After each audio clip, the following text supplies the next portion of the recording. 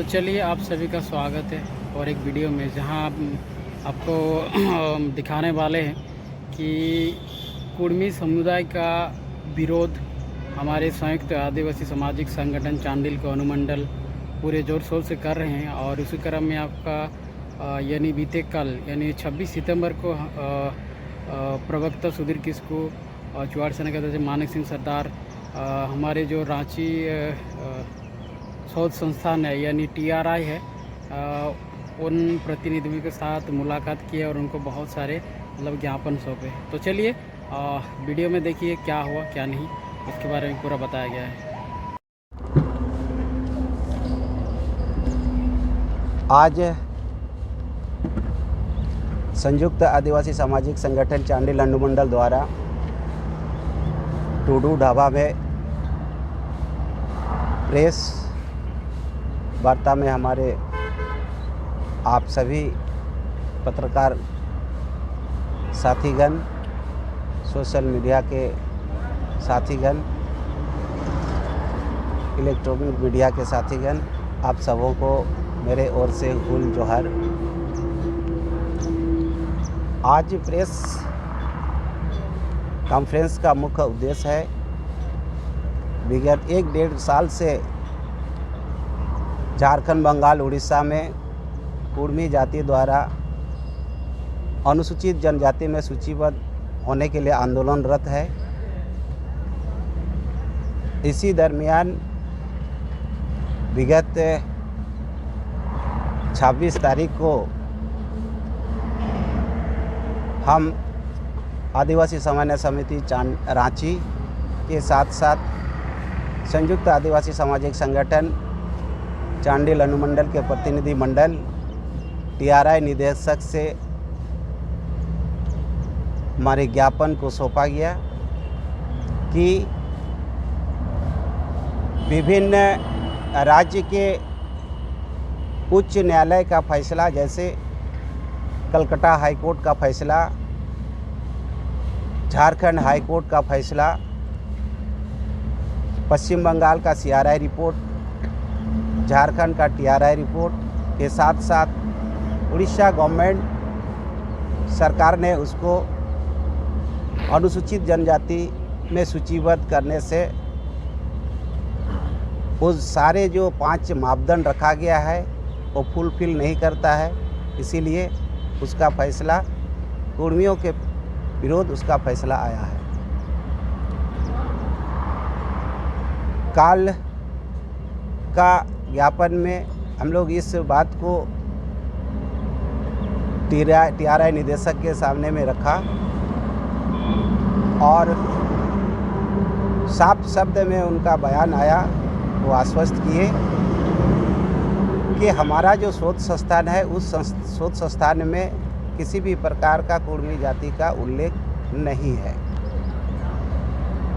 साथ ही साथ कल हमारे केंद्र के अनुसूचित जनजाति मंत्री आदरणीय श्री अर्जुन मुंडा जी का बयान से स्पष्ट होता है कि वो कुर्मी जाति जो है वो अनुसूचित जनजाति कभी नहीं हो सकते हैं और उस तरह का मामला केंद्र सरकार का मामला नहीं आया है। ये अनुसूचित जनजाति मंत्री का स्पष्ट बयान है। इससे साबित होता है कि कुर्मी जाति द्वारा जो बार बार इस रेल टेका कार्यक्रम, डहर चेका कार्यक्रम कर अपना सामाजिक प्रेशर, राजनीतिक दबाव का ही ये एक परिचय दिख रहा है। इसलिए कि आपका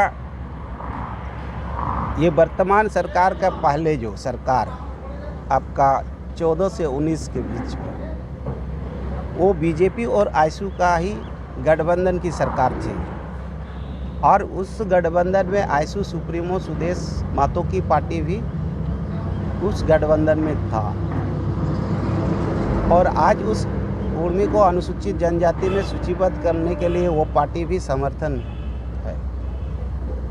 सवाल उठता है कि आपका जो बहुमत की सरकार केंद्र में भी था और राज्य में भी, उस दरमियान किसी भी प्रकार का कोई भी संगठन महतो जाति द्वारा कहीं आंदोलन अपने आप को अनुसूचित जनजाति में शामिल होने के लिए नहीं किया। इससे स्पष्ट होता है जो कुर्मियों द्वारा जो अभी जो अनुसूचित जनजाति में सूचीबद्ध होने के लिए जो आंदोलन रोध है, ये पूरा राजनीतिक बू आ रही है ये। और इसको आधार हम लोग उसको सबूत के तौर पर देखते हैं कि विगत आपका 1 साल माने 22 में ही बंगाल में 5 दिन माने 120 घंटा रेल टेका का कार्यक्रम होता है।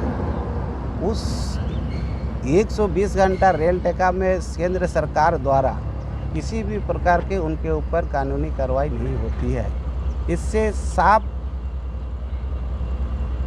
स्पष्ट रूप से देखा जा रहा है कि ये कहीं ना कहीं राजनीतिक ये दबाव है इस समाज को अनुसूचित जनजाति में सूचीबद्ध करने के लिए।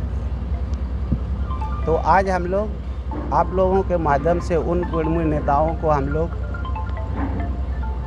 सुझाव देंगे कि इस तरह का तथ्यहीन आप मांग ना रखें। आप निसंदेह इस राज्य को अलग लड़ाई में आपका भूमिका था।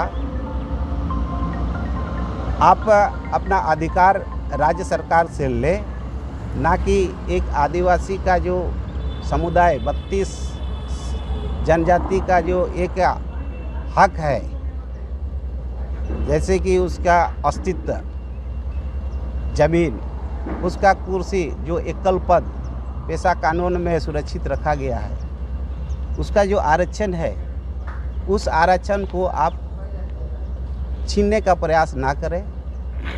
आदिवासी समाज सरल सीधा है, इसलिए आप राज्य सरकार द्वारा जो 27% आरक्षण विधानसभा और कैबिनेट से पारित हुआ है, वो प्रस्ताव अभी भी केंद्र सरकार पे लंबित पड़ा हुआ है।